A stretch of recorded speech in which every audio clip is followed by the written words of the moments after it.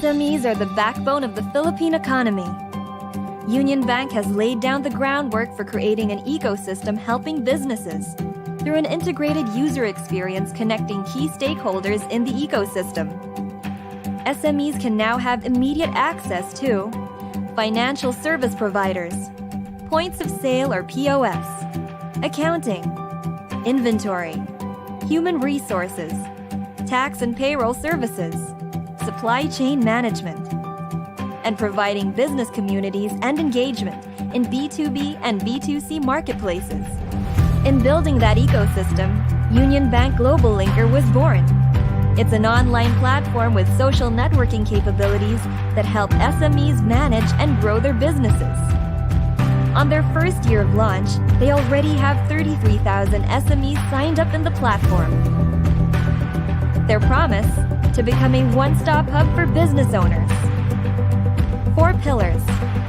Network with potential partners and suppliers from a global network of SMEs. Engage with thought leaders and create your own topics for discussion. Avail exclusive deals and offers from business solutions that will help aid an SME's business. Create a DIY e-commerce shop, linker.store. I think one major role that Globallinker plays is its ability to create a digital platform that for business growth. It's a huge help because it provides for an app view where businesses can interact, learn, and at the same time expand their networks. But as a social media platform, Globallinker helps build the community of SMEs and link them to the right markets, suppliers, financiers, and advisors. I've actually established a contact in Philippines who is interested in my product, and we are working on ways how we can do that. So hopefully, it materializes. The future of the SME sector in the Philippines is endless. With fintech, business growth can accelerate by breaking down barriers, setting up important connections, and moving daily activities. Success is definite. It's just waiting to happen. The growth of SME filters to all levels of the Philippine society. This sector employs more than 60% of Filipinos. So many lives will be transformed with the success of SMEs. Unionbank Globallinker will be there to make it happen.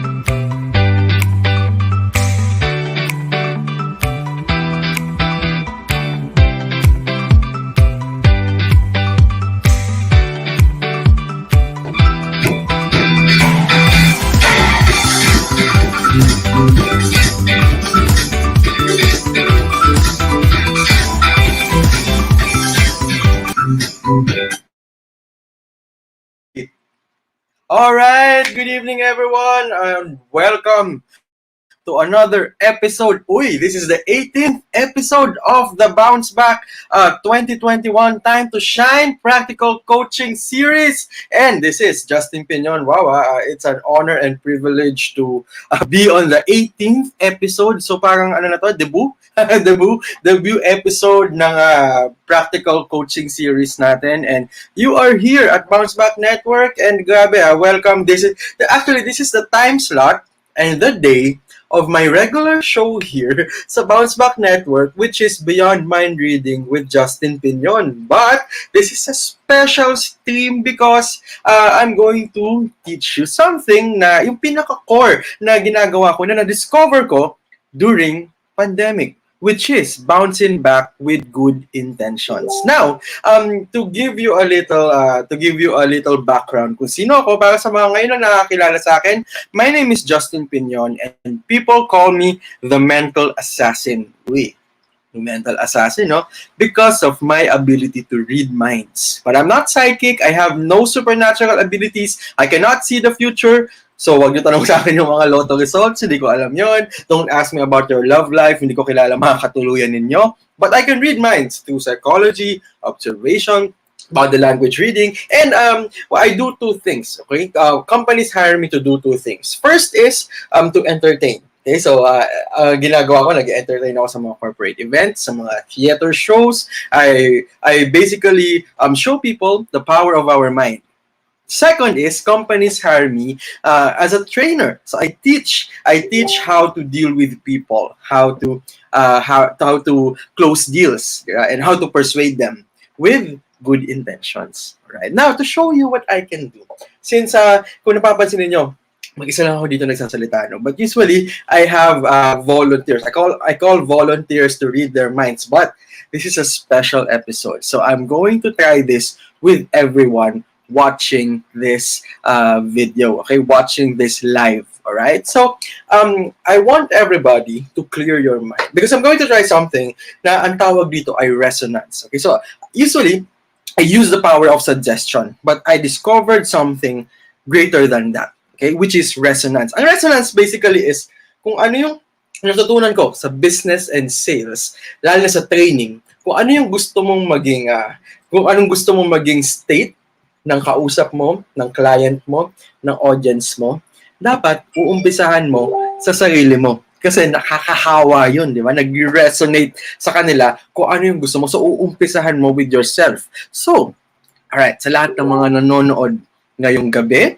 ngayong umaga at hapon, kung nasaan man kayo sa mundo, clear your minds. Because I'm going to try something with you. In a while, I'm going to ask you to focus on something. Okay, so don't think of anything yet. Pag sinabi kong go, focus on it, isipin mo lang, and wag nyo i-type, talagang i-stick nyo lang muna sa mind nyo and babalikan natin yun mamaya. Okay, so I'm going to resonate something na nangyari sa akin nung bata ako. Maybe I was like 7, 8 years old. Tapos, meron kami pupuntahan with my family. Lumabas kami ng pinto, and then I saw two things outside our door. So I wanted to focus, don't type, but I wanted to focus on two things that you can see outside your house now. Great. Ngayon, sumakay na kami. May pupuntahan kaming lugar. Actually, we're going on a vacation. So I want you to think of a place, a scenery na pwede ninyong puntahan right now. Go. Great. Now, in this place, there is a color associated to that place. Think of the first color na pumasok sa isip mo. Focus on it now. Great. Nandun na kami sa lugar. Napansin ko, tumingin ako sa baba. Nakasando pala ako. Naalala ko nakasando ako nun. So, parang actually jersey siya eh. Jersey siya. So, dun sa mga jerseys, di ba may nakasulat na number? Okay? So, may number na nakalagay sa jersey na yun. I wanted to think of a number between 1 and 10 now. One-digit number lang. 1 and 10. Great. Now, nakita ko may design yung jersey ko. Actually, basic shapes yung design ng jersey ko. Okay? So, I want to think of a basic shape. An example is a square. Huwag yung mga sobre, mga hexagon, pentagon. Simple shape lang. Okay, great. Now, I wanted to think of another shape and put it inside the first shape. Nice. So, this can work for everyone, for some, pwedeng hindi mag-work sa inyo at all because I'm trying to speak to a lot of people, but pag na-resonate ko na maayos to sa inyo, okay, I'm focusing on two things na nasa labas ng bahay ko. I'm focusing on a tree and a car. Yung lugar, I'm focusing on a beach. I'm focusing on yung color blue. I'm focusing on the number 7, number sa jersey ko. And yung design, a triangle and a circle. If you got at least 2, clap your hands! Congratulations! Di ba? Yan yung resonance. So imagine, pag ginagamit ko yung resonance, kasi nagsimula lahat to, yung skills ko, ginamit ko siya sa sales and business. So hini-resonate ko lang sa kausap ko. Like for example, yung example ng resonance is, kunyari, may gusto akong bilhin ng client ko na binibenta ko, no? I-resonate ko lang sa kanya katulad ng ginawa ko sa inyo. So, an example is, di ba, minsan pag pumapasok tayo sa mga coffee shops, di ba, yung mood ng barista, nahahawa tayo sa kanila, like, uy, welcome to, I am here, blah, blah, blah, blah, blah, blah, di ba? So, parang nahahawa tayo sa mood nila because it is part of their training, di ba? So, yun yung resonance. Now, to give you a little, I'm sure iniisip ninyo, kasi kung gusto niyo makakita ng iba pang mga mind-reading videos that I do, puntahan niyo lang po yung YouTube ko. Okay, later, after this live, puntahan niyo yung YouTube ko, just look for my name, Justin Pinon. And before I continue, I would like to thank our corporate partners, Unionbank Globallinker and Resellee. Yan, maraming salamat po. Now, I'm sure most of you are thinking, paano ba nakuha ni Justin yung skills niya? Paano ba siya nakakabasa ng isip? Kikwento ko sa inyo ng konti. Okay, bago natin puntahan yung topic ko mismo. So, kikwento ko sa inyo kung paano ako naging mentalist. Okay? So, this started around 15, 16 years ago. 17 na nga yata, hindi ko na mabilang. Basta sobrang tagal na. Okay, baka nga 20 years na. This started that long. Okay, 15, 16, 20 years. Nung ano pa ako, high school pa ako. So, meron ako nun, first time ko ma-in love ng todo.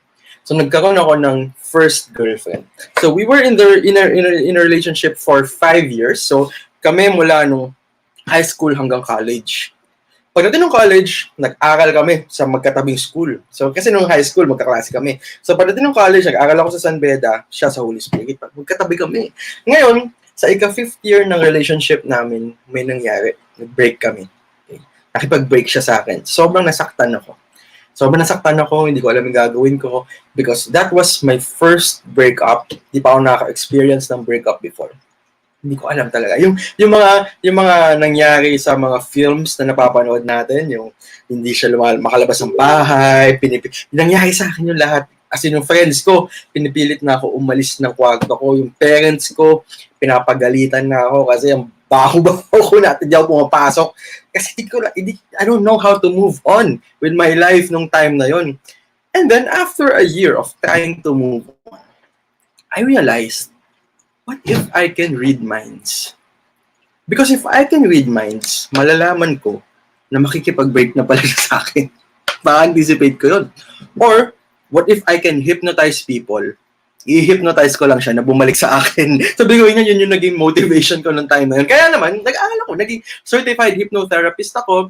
Tapos, nag-research ako nun. Nag-research ako about mind reading.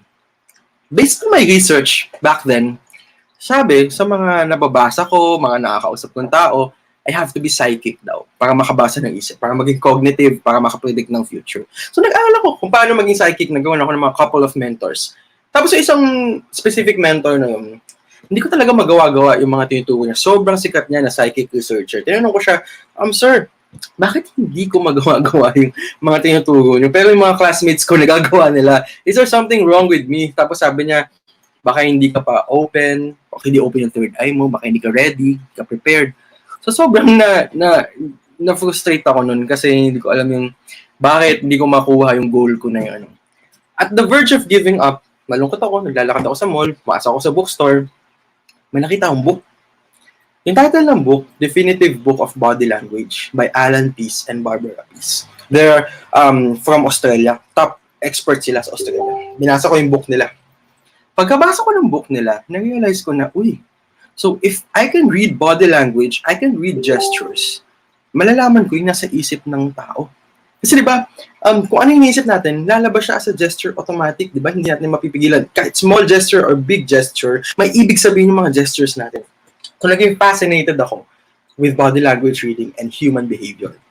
So napuntahan ko yung mga neuro-linguistic programming, mga ganun. Tapos sabi ko sa sarili ko, teka, gusto ko maging mentor tong dalawang to. Gusto ko maging mentor kasi gusto ko na sila makilala. Hindi ko pa alam na nag-Australia sila. So, nag-email ako, nag-chat ako. So, walang sumasagot sa akin, staff nila. Until one night, naabutan ko online sa Skype si Alan Pease. Naabutan ko. So, tinig ko yung opportunity. Pinakita ko sa kanya yung mga kaya kong gawin. Na-impress siya. Sobrang impress niya, pumayag siya. So, tinuruan nila ako mag-asawa for 6 months. So, binigyan nila ako ng ganung opportunity. Nagbayad pa rin ako ng tuition fee ko, pero hindi ko na kailangan pumunta ng Australia. Di ba? Kasi estudyante pa ako nun, wala pa akong pambayad papuntang Australia. Di ba? So, nakatipid pa rin kami. So, nagbayad kami. Tinuruan nila ako for 6 months. Tapos, binigyan nila ako ng certificate to teach here in the Philippines. So, in the first few years of me being a trainer, tinuturo ko yung modules sila. Pero after that, nakaisip na ako or naka-device, nakagawa na ako ng sarili kong modules na yun ang tinuturo ko ngayon sa lahat ng mga nag-hire sa akin na companies or sa mga public trainings. Now, alam ko, iniisip ninyo, ano na kaya nangyari dun sa ex ni Justin? Nagkabalikan ba sila? Alam ko, iniisip nyo, di ba? Pero, totoo lang, hindi na kami nagkabalikan. Pero grateful ako sa nangyari. Kasi, while trying to learn all the things na I know now, na-realize ko na nakaka-move on na pala ako. And pasalamat pa ako, grateful pa ako na nangyari sa amin yun. Kasi kung hindi nangyari yun, wala akong career ngayon. Di ba? Sa totoo lang, wala ako dito ngayon na nagsasalita sa inyo, sharing my skills, di ba? Now, let's go to the main topic of the evening. Kaya tayo nandito. And kaya rin ako nandito because I would like to share with you the wonders of good intentions. Kasi na-realize ko, ito ang naging backbone na namin ng wife ko. Kasi my wife and I, ngayon, di ba, may wife na ako, di ba? So grateful pa rin ako dahil kung hindi nangyari, hindi ko makikilala yung wife ko.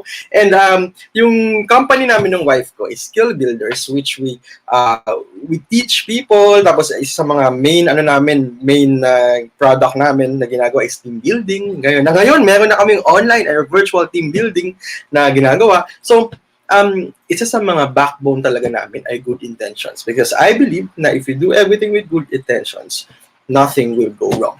Diba? And now, I'm sure most of you who are watching this are businessmen, businesswomen, nasa sales, so I'm going to teach you how to bounce back with good intentions. Okay? Also, how to persuade people, di ba? With good intentions. Gawin yung posible pala na mapapa-oo mo yung tao or magawa mo yung goal just by di ba? By good intentions, di ba? So bago ako magsimula, gusto ko lang mag-hi sa mga nanonood ngayong gabi si Richard Abalos. Hi Richard Abalos, how are you? And of course, si Sir Pedro Angco Jr. is watching. Sir Pedro Angco Jr. Nako, sobrang galing po niya na artist na makikita natin sa Bohol. Puntahan po yung page niya at marami kayong makikitang grabe, kakaibang art dyan and ibang klase siya mag-isip. Naging guest na po natin yan dito sa show natin sa Bounce Back Network. No? So anyway, I have a question for you before I continue with my topic.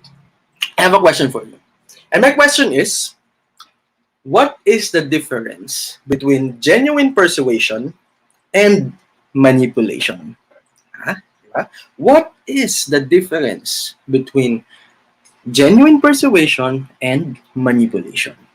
Lagyan natin ng content difference. Lagyan natin ng pagkakaiba yan. Okay? Ito, may isa pang tanong sa inyo.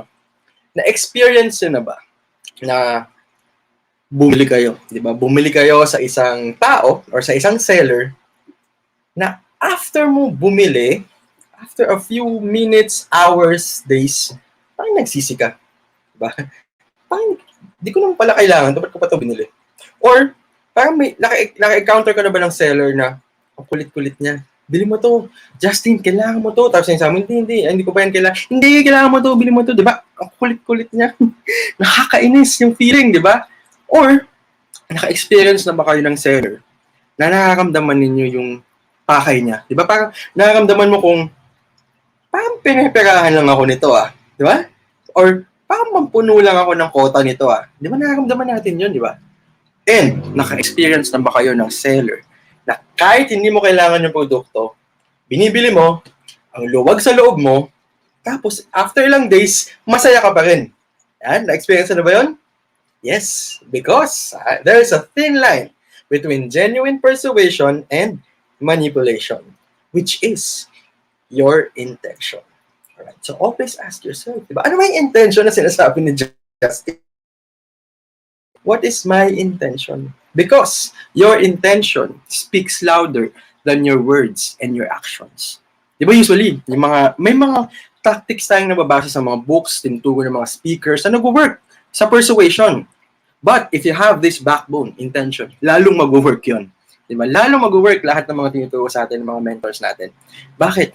Because your intention speaks louder than your words and your actions. Kahit hindi ka mind reader, kahit hindi mo napag-aralan yung mga napag-aaralan ko, kahit hindi mind reader yung kausap mo or yung client mo, mararamdaman at makikita niya yung intention mo. Diba? Because your intention, ulitin ko, speaks louder than your words and your actions. Tapos may isang part ng life ko before na nag-research ako. Kasi nung bago ako maging trainer, meron akong mga iniidolo ng mga billionaires, millionaires, okay, dito sa Pilipinas. And gusto ko malaman kung ano yung mga napagdaanan nila kasi I want to earn that much myself, di ba? So nag-research ako kung ano yung mga pinagdaanan nila, nag-interview ako ng mga businessmen, mga anak nila, mga nasa company nila. Alam mo kapag nakakausap ko yung mga may-ari ng company, isa lang yung naririnig ko sa kanila. Tinatanong ko, bakit mo to ginagawa? Paano mo nakukuha yung mga kinikita mo? Di ba? Paano? Alam mo, isa lang yung naririnig ko sa kanila. Siyempre, different theme, different sentences, different, pero isa lang, yung pinaka-gist ng sinasabi nila. Lagi nilang sinasabi, hindi pa nagmi-mintis to, lalo yung mga successful talaga. Lagi nilang sinasabi, this is for my family. Or, this is my legacy. This is for my people. Laging ganun. Tataka ako, no? Never ako nakarinig ng successful person na nagsabi na because I love money. Diba? Or because I love making money. Diba? Or gusto kong humiga sa maraming pera. Diba yung mga akala natin, yung mga napapanood natin? Wala eh. Yung mga successful lang tao, iisa lang. Diba? Of service. Laging ganun. Then, after interviewing them, na-realize ko, so if your intention is beyond making money, money will follow. Diba? So kung ang intention mo mas mataas sa pera, pansin mo, diba? Nagkakaroon ng time sa buhay natin na hindi masyadong importante yung kumita kasi importante sa yung intention mo. Pero kumikita ka, di ba? So, kapag mas mataas yung intention mo, automatic dadating na lang yung pera, dadating na lang yung kita. Di ba? So, if your intention is beyond making money, money will follow. Kita nyo, ganun yung nangyayari sa kanila. An example is Warren Buffett. Naalala niyo yung pinamigay niya or dinonate niya, yung 90% ng kinita niya na isang taon sa charity. Diba? 90% dinonate niya. Tapos the following year, 3 times bumalik sa kanya. Kasi, if your intention is beyond making money, money will follow. So, nung pumasok yun sa isip ko, na-realize ko, so if you are of service, maniniwala sa yung kausap mo eh. Pag naramdaman niya yung intention mo na tumulong, diba? Lahat naman tayo, yung products and service natin, nasa pagtulong talaga eh. Diba? Lahat, kung isipin ninyo making their lives better. Lahat ng, kahit food man yan, di ba? How? Paano mo make yung life niya better sa food? Masaya ka pag kumakain tayo. Nagiging healthy tayo pag kumakain tayo. Di ba? For example, yung Resellee, nakakatulong tayo sa mga tao na makahanap ng avenue or venue kung saan may marketplace, di ba? And kung saan mo rin malalagay yung mga products mo. So, lahat yan, di ba? So, if your intention is beyond making money, money will follow. So, always ask yourself, what is my intention? Para saan ko ba to ginagawa? Tapos, kung alam mo na yung product and service na rin-render mo, paano ka makakatulong? Kasi kung yun ang pumasok sa isip mo, nako, I tell you, mahirap siya sa umpisa. Kasi syempre, marami tayong kailangan bayaran, meron tayong sarili mga buhay natin. Pero ako, yun lang yung ginagawa ko. Hindi pa ako nagmimintis, di ba? Kahit nung pandemic, syempre lahat tayo, apektado ng pandemic. Nawalan kami ng mga clients, nag-cancel lahat. Kasi syempre, bawal lumabas, Pero, because of this intention, nakaisip kami ng wife ko ng paraan. Nilagay namin online lahat. Na kung saan, walang pwedeng umabsent kasi nasa bahay, di ba? So, mas mag-reach natin yung mas maraming tao. So, ibig sabihin pala, ang daming sakop ng intention na yan kasi mas clear yung thoughts mo. Mas makakaisip ka ng good ideas. Kasi nga, kung doon mo linagay yung energy mo, di ba? Kung saan mo linalagay yung focus mo, doon napupunta yung energy mo. So, linagay namin yung focus namin sa intention namin kaysa sa problem. Kasi di ba, araw-araw iniisip natin, ano bang gagawin ko? Hirap ng problema, ganun-ganun, pandemic. Doon natin nilalagay yung focus natin. Kaya doon napupunta lahat ng energy natin. Diba? For example, lagi mong iniisip, kunyari, lagi na lang ako linuloko. Araw-araw iniisip mo, lagi na lang linuloko. Tuloy, yung energy mo pupunta sa mga manluloko. Lahat na na-attract mo sa'yo, mga manluloko. Diba? Pero pansinin mo, may mga tao naman na masiswerte. Diba?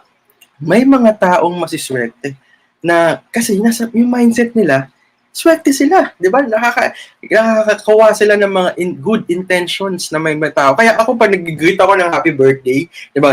Usually, gini-greet natin, may you have many more birthdays to come. Ako, lagi kong sinasabi, may you be surrounded by people with good intentions. Di ba? Kasi ang ganda ang sarap pakinggan, di ba? Sabi nga ni Richard Abalos, amen sir, may iba, magaling magsalita, may cruel intentions pala. Di ba? So mamaya, aanahin natin yan. Yung mga intentions. Kasi minsan, mahirap i-explain or isipin sa atin, paano ba ako magkakaroon ng good intentions? And ako, syempre, hindi ko naman sinasabi na perfect ako, na sobrang bait ko, na I always have good intentions, di ba? Kaya, parang ano yan? So, parang checklist yan sa isip ko, or parang dagok, or parang laging reminder yan sa isip ko to have good intentions. So, paano ba natin makaklaro sa atin na tama pa rin yung intentions natin? So, umpisahan natin with how. Yeah? How. Kasi yung what, yun na yung good intentions. Yung how, okay, maraming pwedeng mangyari or scenario sa buhay natin. Okay? Para malaman mo kung good ba or bad yung intentions mo. So, first is, minsan, meron tayong good intention and bad execution. Paano yung good intention and bad execution? Sa news, last week ba or last month, parang gano'n, meron ako napanood. Yung lolo, nahuli siya na nagnakaw ng maling. Maling ba? Parang spam, something like sa tindahan. Nahuli siya. Tapos, tinanong sa kanya, bakit mo ginawa yan, sir? Alam niyo ba masama magnakaw? Sabi niya, oo, masama magnakaw, pero wala na makain yung pamilya ko. Di ba? Good yung intention niya. Kailangan niya ng food. Mabigay sa pamilya niya. Pero bad yung execution niya. Nagnakaw siya. Diba? So, always remember, we should have positive thoughts and positive actions. Diba? Another is, good execution, bad intention. Ano yung good execution, bad intention? Meron akong kakilala. Galing niya sa trabaho niya. Every day, lalo pa niyang ginagalingan. Tinanong ko, uy, galing mo naman. Same tinanong ko sa mga sa mga successful businessman. Pero ito, yung friend ko na to, parang middle siya sa office, middle boss parang ganun. Tinanong ko, para saan mo ginagawa yan? But ang galing-galing mo naman sa work mo. Ang sagot niya sa akin, kasi yung boss ko, naiinis ako sa kanya. Gusto ko siyang palitan. Di ba? So, minsan may mga ganun tayong thoughts. Di ba? Ginagaling natin kasi gusto natin palitan yung boss natin. Di ba? Gusto natin angatan yung boss natin. So, good execution, ang galing sa trabaho, bad intention. Di ba? So, kailangan congruent. Align. Yun yung sinasabi nilang align. Dapat align yung thoughts natin. So, pwede natin nang tawagin control shift. Control shift. Alam mo yun? Parang technology control shift. Di ba? Control your thoughts and shift your perception. Because perception is everything. Okay? Control your thoughts. Ako, naniniwala ako. As a mentalist, di ba, minsan, pag napapanood ninyo ako mag-read ng minds, mukha siyang superpowers. Mukha siyang supernatural abilities. Pero hindi. I can read minds through psychology, observation. Pinag-aralan ko lahat ng yan. So, hindi siya supernatural abilities. But, I believe there is one thing na ginigalo sa atin ni God na supernatural ability natin talaga. That is our ability to control what to think of and what to feel. Once you realize that you are in control, mag-shift yung perception mo. Diba? Katulad na sabi ko kanina, ingatan mo kung saan mong binibigay yung focus mo kasi doon napupunta lahat ng energy mo. So, pag ilagay mo yung focus mo sa solution kaysa sa problem, lahat na mapasok sa isip mo solution. So, align your thoughts. Diba? Another is, ito, lagyan natin ng isa pang tech term. Control, Alt, Delete. Yan. Ano yung Control, Alt, Delete? Control your emotions. Diba? Once you realize that you are in control, you can control your emotions. You are responsible of your thoughts, feelings, and actions. Alt. Diba? Alt is short term for alternate. Diba? Or alternative. Diba? So, alternate your perception or alter your perception. If you change your perception, mag-change din yung tingin mo sa bagay-bagay. Diba? Lagi tayo nagkakaroon ng shift. Diba? Paradigm shift na tinatawag. Delete. Control at delete. Diba? Delete. You have the power to delete the negative. Ano ba yung mga negative na dumadating sa buhay natin? May tanong ako sa inyo, bakit natatakot kayo mag-move forward? Bakit natatakot kayo gawin yung gusto ninyong gawin? Lalo sa business, bakit natatakot kayo mag-start? Most of you might be thinking, kasi natatakot ako mag-fail. Diba? Yun isa sa kinakatakutan natin sa life natin.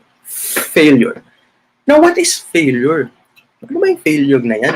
Kasi bakit naman may mga tao na fail sila ng fail, tuloy pa rin sila ng tuloy? na wala nang fear of failure. Let me tell you something about failure na natutunan ko in my life through the years. Okay. Ano ba yung sabihin ng failure na yan for me? Okay. Now, may tanong ako sa inyo. Another question. Kung ako tanong no? Kailan ba nangyari yung failure na yan? Yan. Kailan nangyari yung failure? Nga, kailan? Isipin ninyo. Kung nag-fail na kayo, lahat naman tayo nag-fail. Wala pang hindi pa nag-fail. Kailan siya nangyari? Ha? Uy, di ba? Siyempre, inisip nyo. Nag-fail ako last week, kanina. So, malamang yung failure, nangyari siya in the past.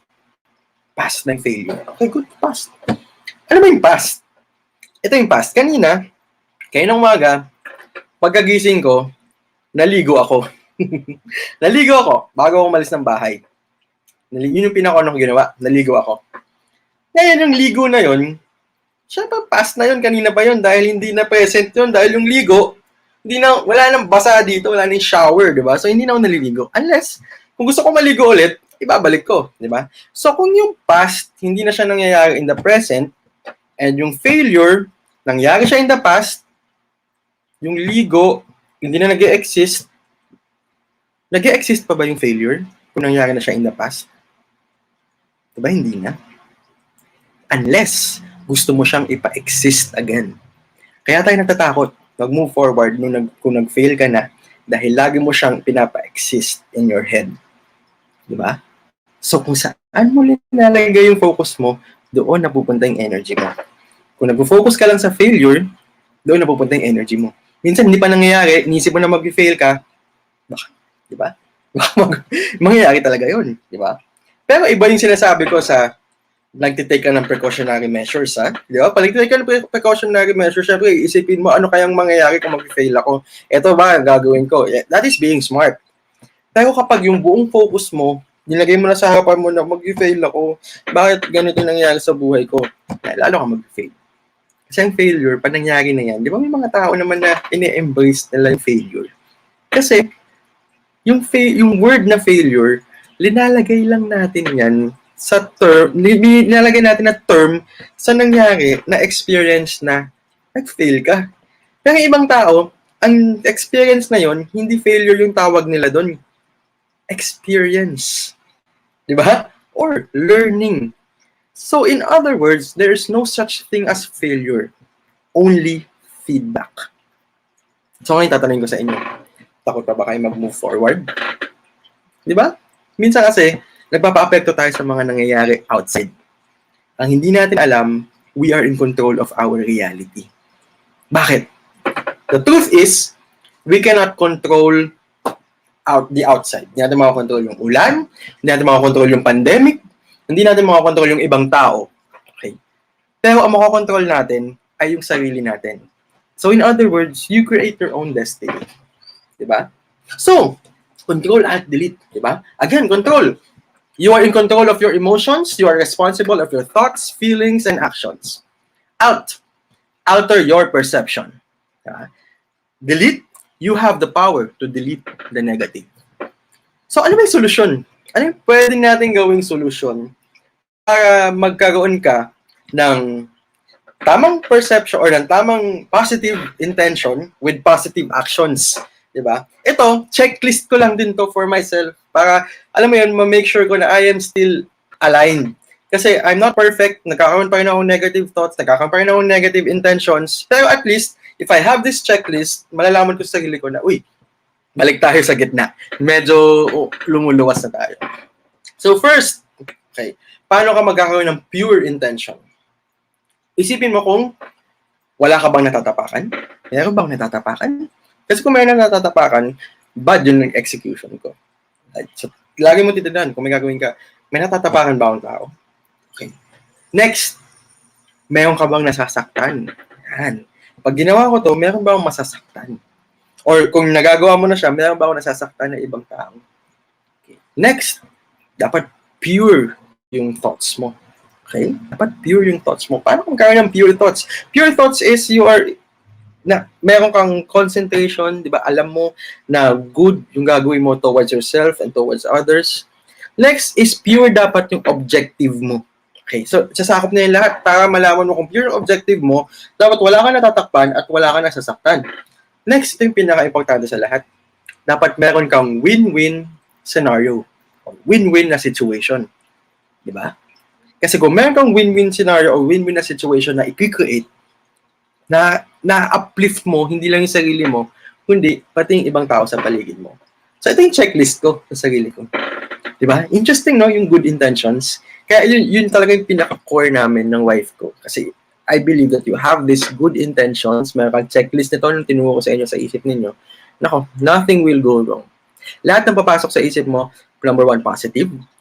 Second, solution. Lalo pag alam mo na you are in control, di ba? You are in control of your thoughts, feelings, and actions. So, lalo yung pandemic. Pag nagpa-apekto tayo sa pandemic, hindi ko na alam kung ano mangyayari sa atin. Diba? Pero, tingnan nyo, lahat na nandito sa bounce back, hindi nagpa-apekto. Dahil alam natin na we are in control. Gumawa tayo ng solusyon. Diba? Kaya rin nabuksan to, diba? Itong bounce back network, yung bounce back PH, diba? Because lahat ng mga nandun, na-realize na we can do something sa pandemic na to. Diba? Kaya ako sobrang excited ako dito sa Bounce Back 2021 Time to Shine kasi mas marami pang mentors na magtuturo sa inyo dito. And excited na rin ako bumalik yung show ko dito. Nag-break lang kami ngayon, season break, kasi naging busy ng konti, pero don't worry. Babalik tayo, di ba? Lahat ng mga avid viewers natin, I'm sure nandito pa rin. And grabe, no? Sabi nga ni Richard Abalos, I want to learn NLP again. Yes! Ang NLP is Neuro-Linguistic Programming para sa mga hindi pa na-come across yung term na yun, di ba? NLP is Neuro-Linguistic Programming, which, bigyan ko kayo ng konting gist kung anong NLP. Pinanganak tayo na hindi natin usually alam kung paano ba nag-work yung brain natin. Kaya, ang nangyayari is, naapektuhan tayo sa nangyayari sa labas, di ba? Actually, yung binigay ko sa inyo mga tips, medyo core na ng NLP yun eh. Na once you realize that you are in control, nako, parang NLP na ganyan. Ngayon, ang NLP tuturo sa'yo kung paano nag-work yung brain natin, paano ba natin nakukuha, paano ba yung thoughts natin, paano nabubuo, di ba, from the outside. Ngayon, pag na-realize mo na you are in control, alam mo na kung paano nag-work yung thoughts mo.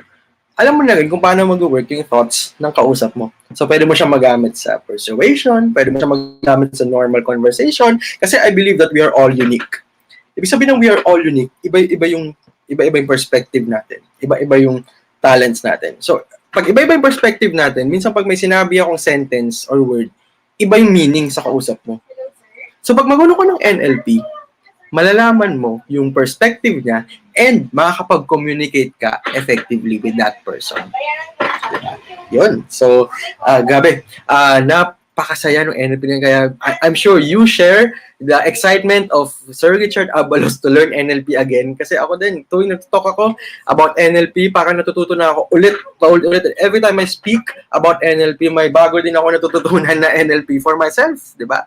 So, with that, ano ba yung isa pa na dapat nating mindset while dealing with people or even with decision making? Okay? Lalo kapag may kausap tayong may kausap tayong client. Sabi ni Miss Rosita Tiamson, hi Justin, you're back. Yes. Yeah. Actually, this is a different show, Miss Rosita. This is a different show. Ito, abangan niyo dahil for the whole week, iba-iba po. Hindi lang whole week, no? Marami kasi episode 18 na to. This is the debut episode of Bounce Back 2021 Time to Shine, and we have different coaches and we have different series. Nagkataon lang, hindi namin sinasadya, no? Nagkataon na time slot ko ito sa Bounce Back Network. So, and hello, Miss Agusita. Well, thank you again for watching. So, anyway, ano ba yung mindset natin kapag may kausap tayong tao, di ba? Or pag nag-deal tayo with a person? Ako, I always have this in my head. How can I help this person make the best choice? How can I help this person make the best choice? Lalo kapag businessman ka, nasa sales ka, di ba? Kasi pansinin nyo, pag may time na parang pag nag-deal ka with a person, parang tama lahat ng lumalabas sa bibig mo, di ba? Kasi clear yung intention mo. Diba? Yung intention is above or beyond making money, of service. So, lagi na tandaan yan. If we are of service, di ba, with other people, and we have the attitude of gratitude, alam niyo ngayong pandemic, sobrang ang laki ng na-realize namin about having that attitude of gratitude. Kasi ang dami bumabalik, di ba, na hindi mo ina-expect. Next, pwede mo isipin, I want the best for this person. Diba? I want the best for this person. So kapag paulit-ulit mo yung sinasabi sa isip mo, tama lahat ng lumalabas sa bibig mo. Plus, di ba, uulitin ko, your intention speaks louder than your words and your actions. Naka-experience o naka-encounter ka na ba ng tao na tinignan mo lang siya, tas na feel mo, ang bait naman niya, pero hindi pa siya nagsasalita. Kasi di ba, na-illuminate niya sa'yo yung intention niya, na mabait siya, clear yung intentions niya. Or minsan, may na-encounter kang tao, kahit hindi salita, naramdaman mo na, masamang tao to diba? Because your intention speaks louder than your words and your actions. And with that, I would like to thank you all for listening this evening. Ako sobrang happy ako na na-share ko sa inyo itong topic na to kasi this is one of my favorite topics na i-share sa clients namin, lalo na sa mga ganito, live streaming. And also, I have a few more different topics. If you're interested, just message us. Message lang kayo dito sa Bounce Back Network. Message lang kayo sa Facebook ko or kila Sir Jason, di ba? So, I have talks about dealing with people, sales, persuasion, NLP, neuro-linguistic programming. So, if you're interested, just message us. Di ba? Ito, yung email ko. Nakikita niyo naman sa screen now. And, ito, isa to sa mga babies namin ng wife ko. Yan. The 3-hit combo. Diba? So since my expertise is reading people, meron akong discover na gestures na walang magagawa yung kausap mo kundi umuo sa'yo. Now this book is out. Nasa labas, nabinibenta na siya. For ilang years na, 5 years. Kung gaano katagal kami ng wife ko, 6 years na pala kami. Kung gaano katagal kami ng wife ko, gano'n na rin katagal tong book na to. Yun yung pala tandaan ko. Kasi, ginawa ko, tinapos ko to nung time na nagdi-date pa lang kami. Okay? Hangout lang ba yun? Okay. O yun, di ba? So, kinorek ako ng wife ko, hangout lang pala yun for me date yun, di ba?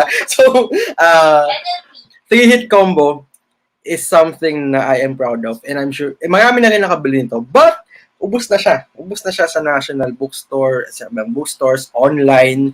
But the good news is, maglalabas kami ng second edition.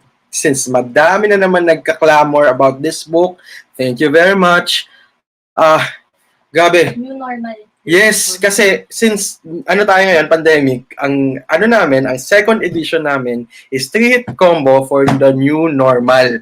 Yan. So, abangan niyo, may bago kaming cover. Ipapost ko to very soon and you can purchase this online muna. Hindi mo na kami maglalagay sa bookstores kasi wala pa namang lumalabas. So, there's no point pa. Pero, you can order it online. Diba? So, i-announce din namin in the future kung tapos na siya. And siguro by next month, no? Baka meron na siya. And, Sir Jason, sabi ni Sir Jason De La Rosa, I'll get one. Maraming salamat po. Actually, big thanks and big gratitude to Sir Jason De La Rosa for starting this one. Diba? Yung practical coaching series niya. Of course, yung itong Bounce Back PH, Bounce Back Network. Thank you for building this community for us to learn from each other. Di ba, napakaganda ng intention nito ni Sir Jason De La Rosa. Kaya hinahangaan po talaga namin siya and kitang-kita naman na pumunta lang kayo sa Facebook ng Bounce Back Network kung gaano nakadaming natulungan taong ito.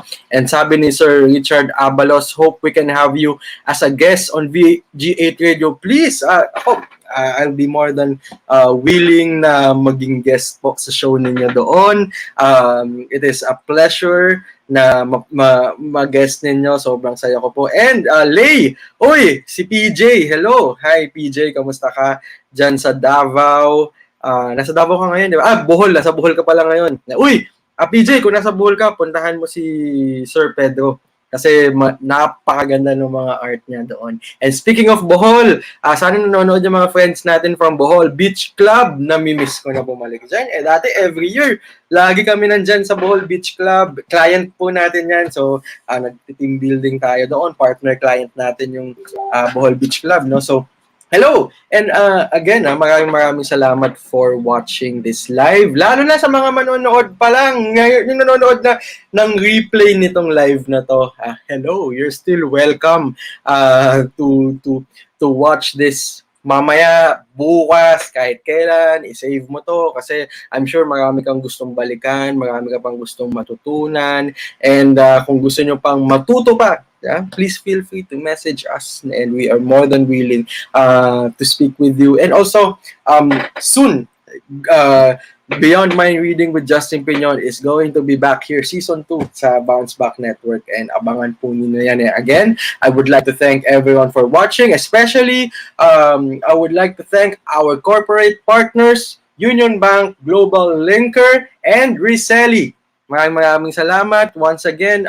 Bago tayo magtapos, kasi ako bitin ako. I'm sure bitin kayo. If we have questions, just post it sa comment section and we basahin natin yan. And if we have phone-in questions from our dito sa ano natin, dito sa we have questions pala. Yan. We have a question here, sabi best way to address someone else's toxic behaviors? Is it possible to be unaffected by toxicity but not to the point where I am indifferent to it? Yes, there is. Okay. Nako, ang kagandahan dyan, kasi if you practice resonance, okay, pag pinactice mo yung resonance, malalaman mo na you are in control of the situation. Now, pag meron kang toxic na tao, minsan, ito I'm sure na-experience ito, pag meron tayo na-encounter na toxic na tao, usually nahahawa tayo sa kanya. Bad trip siya, nababad trip ka na rin, di ba? So, ito, saktong-sakto to because part to ng ng talk namin ni Trista. So mamaya bibigay ko sa inyo tong tips. Sakto yung question ni Sir Sean, okay? So, ano ba yung pwede natin gawin? We have what we call the linear method. Parang linear, pero linear method. What is the linear method? Di ba meron kami old school tayo ngayon, guys, di ba? Meron tayong ang tawag dito, Trista? Mga visual aids, di ba? So, flashcards. So, this is the linear method. Okay? So, ito na guys, nag-enjoy na ako. So, expect nyo na mag-ano tayo, na mas mahaba pa to. I'm sure gusto nyo naman pakinggan to. No? So, what is the linear method? Okay? So, we use the linear method, and this is an exclusive training from our team, the skill builders. But before carrying it out, make sure that you both commit and stick through the whole process. Every step is important and timing is crucial. So, ito ay yung mindset mo or yung mga tips na pwede mong gawin para ka maging effective na support system sa tao. Diba? So actually kaya siya toxic. Kailangan lang niya ng support system. So bakit linear? Maibig sabihin yan, abbreviation yan. Okay, let's start with the letter L. Okay. L is listen. Okay? Listen. Minsan may mga panahon sa buhay natin na gusto lang natin na merong makinig sa atin. 'Di ba? Ang sarap ng feeling na salita ka lang ng salita, alam mong nakikinig yung taong kausap mo without judgments. Listening, diba? Active listening, yung tipong kahit hindi niya kailangan magsalita, hindi niya kailangan mag-react, pero alam mong nakikinig siya. Diba minsan, that's the best feeling in the world. So ikaw, just listen. Okay? Pakinggan mo lang yung taong yun. Listen. Next, I. Investigate. Uy, ano yung sabihin ng investigate? Ask, okay? Question, probe, elaborate, and get all the details. So investigate. Yun yung ibig sabihin ng investigate. No? Magtanong ka na. Kunyari, toxic siya. Tanungin mo, kamusta ka? Diba? Pagkatanong mo kung kamusta ka, syempre, magkikwento na siya. Doon ka lang mag-listen. Reklamo sa traffic. Now, habang nag-listen ka, pagkatapos mo pala mag-listen, mag-probe ka. Saan mo nararamdaman yung feeling na yan? Bakit mo nararamdaman yung feeling na yan? Tapos makinig ka ulit. Saan nanggagaling yung feeling na yan? Tapos kung meron ka rin same experience, ay alam mo, ito kasi isa sa mga secrets sa persuasion, is mirroring, di ba? People like people who are like themselves, di ba? So, kung meron kang same feeling, ikwento mo yung experience mo, di ba? After ng investigate. So, meron tayong mga comments dito. Yan, sabi ni Uy, sabi ni Sir Jason, the art of conversation is 70% the art of listening. Tama, 'di ba? Kasi actually ang ibig sabihin ng communication is the reaction that you get, the response that you get, 'di ba? Kasi ibig sabihin pa nakuha mo yung response na yon, yun yung 30% yung response, 'di ba? 70% is listening, 30% is the response, 'di ba? So next, since nabanggit ko na 'di ba, if you have the same experience, so ikwento mo din yung experience na yon kasi doon na ipapasok, 'di ba? Lie, 'di ba? Letter E. Okay. Ibig sabihin ng E is empathize. I'm sure alam niyo yung strength test, di ba? Yung strength coaching, di ba? Nag-take kami noon ni Trista. Ang number 1 ko na core value is empathy. It makes sense because I am a mentalist, di ba? So I can easily empathize with people. It is a strength and it is also a weakness at the same time. Yung pagkakaroon ng empathy, di ba? So kaya andyan si Trista. Para sa akin, nagiging team kami. Kasi minsan, I empathize on the wrong person na si Trista yung nagsabi, nagpapakita ng reality na tama ba yung ginagawa mo? Diba? So, ano ba ibig sabihin ng empathy or empathize?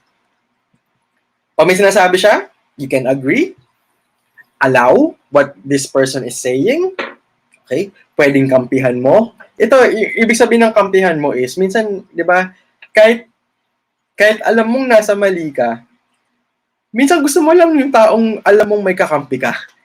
Di ba? Minsan may mga times na naiinis ka sa isang tao, sa isang kung sino man yan. Tapos mayroon din isang tao na naiinis din doon. Mali yun mali yun. Pero yung feeling na meron kang kakampi, di ba parang sarap? So minsan, alam mo na yung tao yung naghahanap lang siya ng kakampi. Okay, so kampihan mo siya kung kaya. Kasi mamaya, hindi pa tayo tapos. Kasi kung nasa mali siya, you are still going to do something about it. Okay? So kakampihan mo muna kasi yun yung need niya at the moment, di ba? And wag mo munang kukontrahin because the person will feel little and ang tendency niya, di na siya makakapagkwento sa'yo. Pag once na feel na naging little siya. And this will help them empty out their negative emotions. Diba? Lalo pa rin yung listening diba? So, minsan, pag kinakampihan mo siya, na-empty niya yung negative emotions because you are allowing this person to speak pa. Diba? To tell this person to tell his or her story. Diba? Kung bakit na nararamdaman yun. Diba? Kasi iba yung feeling na may kaagapay ka na minsan kailangan mo lang mag-empty. Kasi mamaya may realize mo din naman yung mali mo. Diba? Kaya, dito na papasok. Diba nakita nyo kanina, saan ba yan? Linear. May space sa gitna. May ibig sabihin din yan. Space.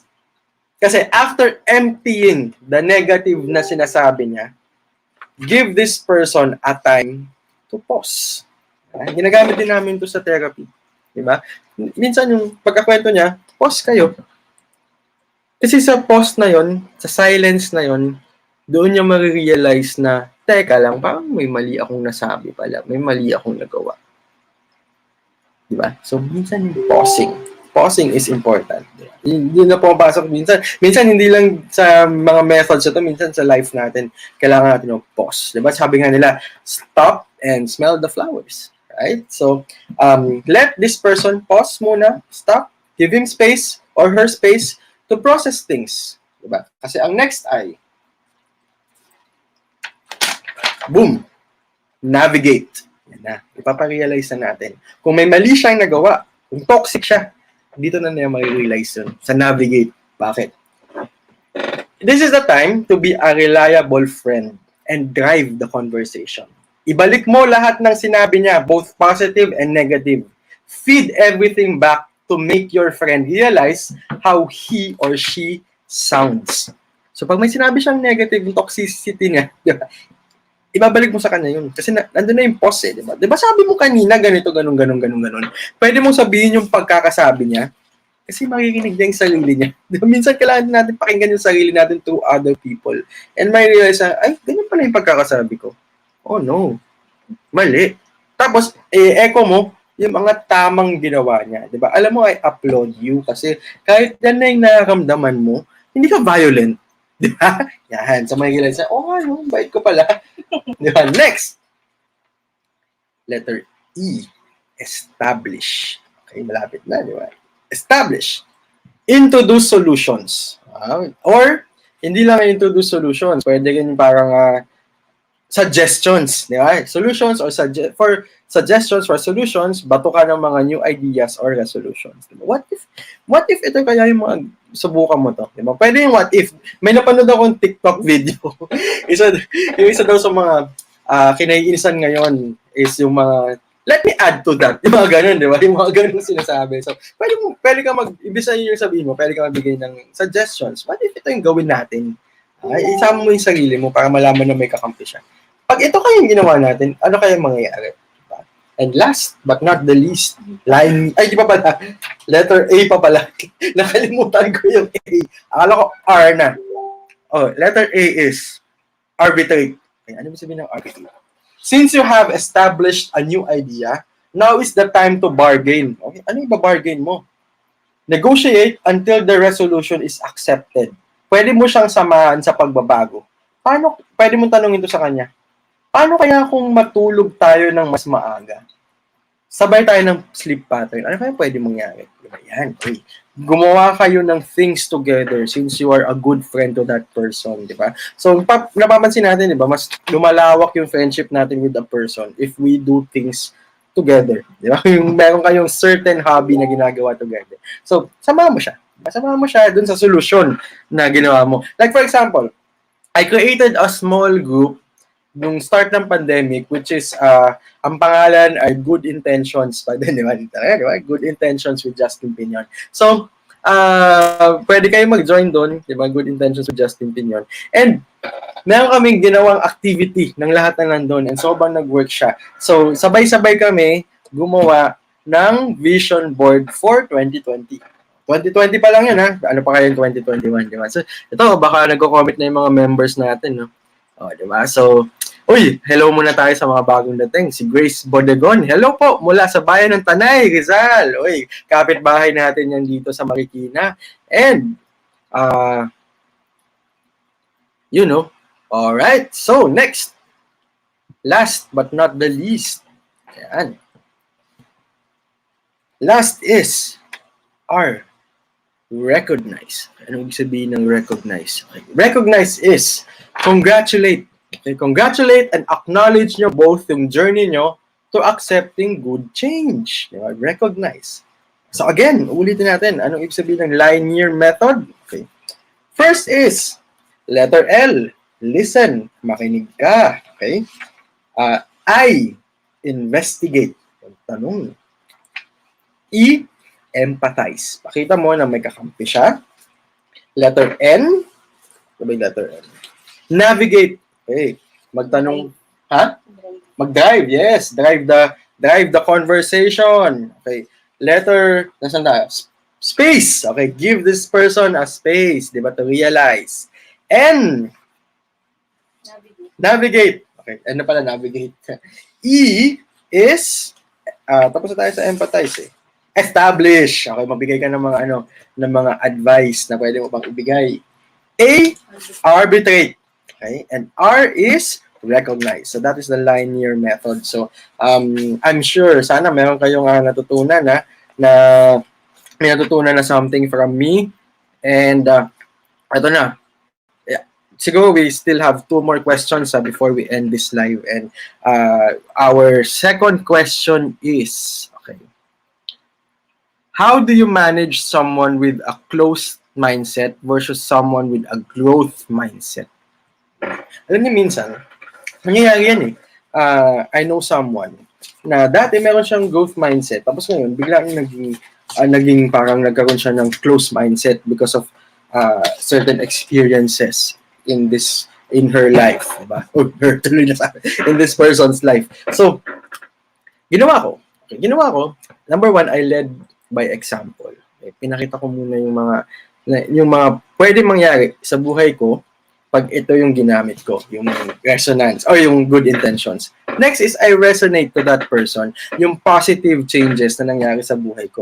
So when I speak to this person, I see to it na I'm always happy and we discuss things together, kakamustahin ko siya, and also, habang kinakamusta ko siya, pag may magandang nangyayari sa buhay niya, i-uplift ko siya, okay, by telling this person, uy, ang galing naman, anong ginawa mo? Bakit mo naabot yan? So, ipapa-explain ko sa kanya. Part din ng NLP yun yung ipag-explain mo sa kanya kung ano nangyari, kung kamusta, di ba? So, di ba yan? And isa sa mga ginagawa namin, we always preach what we practice, di ba? So, ikaw din, preach what you practice. So, if you're preaching about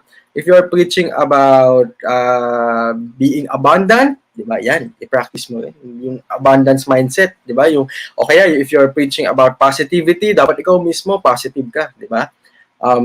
Yun. Next is, how do you handle someone who has bad intentions against you? This is the last question. Since we are talking about good intention, ito na yung last thing. Kasi, paano nga naman kung merong tao na may bad intention sa'yo? Alam nyo, ang good thing about having a good intention, having this good intention, nagkakaroon ka ng positive mindset, di ba? Nagkakaroon ng positive mindset. Di ba sinasabi ko sa inyo, kung saan ka nagpo-focus on, yung energy mo, doon na pupunta. So, pansinin nyo, practicein nyo to. Parang nawawala yung pag napupunta tayo sa certain area, parang nawawala yung negative people sa buhay natin. Di ba? Parang lumuluwas sila. So, pag kung napansinin nyo, pag tinahak nyo itong road na to of positive and good intentions, may mga taong mababawas na friend sa buhay mo. Because you already eliminate the unnecessary. Di ba? Kasi, pag nakita mo, hindi mo naman siguro sila ito-throw under the bridge. Mapapansin mo, unti-unti na lang silang nawawala sa eksena. Diba? Parang, and minsan, pag na-unfriend mo sila sa Facebook man, sa totoong buhay, parang, ang lawag pa rin sa loob mo, kahit matagal na yung pinagsamahan mo. Kasi alam mo na this person has bad intentions. Nakaramdaman natin yun because proximity is power. Diba? So, parang magnet yan. Diba? Nagre-repel sila. If you have good intentions, mga bad intentions magre-repel. So, with that, I would like to thank you all for listening and watching. And if you have more questions, just please feel free to message us. And again, I would like to thank Bounce Back Network, Bounce Back 2021, Time to Shine, Practical Coaching Series. I would like to thank everyone who is watching right now and who is going to watch later pa sa replay natin. Hello, welcome, and thank you very, very much. I really appreciate your time. Again, I would like to thank our corporate partners, Unionbank Globallinker, and Resellee. And with that, once again, this is Justin Pinon, spreading good intentions. Enjoy the rest of your morning, evening, or afternoon. And goodbye. SMEs are the backbone of the Philippine economy. Unionbank has laid down the groundwork for creating an ecosystem helping businesses through an integrated user experience connecting key stakeholders in the ecosystem. SMEs can now have immediate access to financial service providers, points of sale or POS, accounting, inventory, human resources, tax and payroll services, supply chain management, and providing business communities and engagement in B2B and B2C marketplaces. In building that ecosystem, Unionbank Globallinker was born. It's an online platform with social networking capabilities that help SMEs manage and grow their businesses. On their first year of launch, they already have 33,000 SMEs signed up in the platform.